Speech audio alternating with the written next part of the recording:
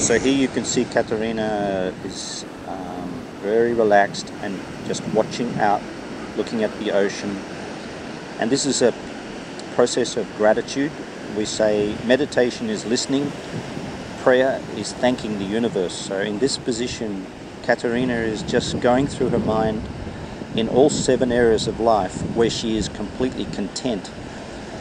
So if she's feeling, let's say, a little unhappy in one area of life, she's using the process of acknowledging that nothing's ever missing, just changes in form.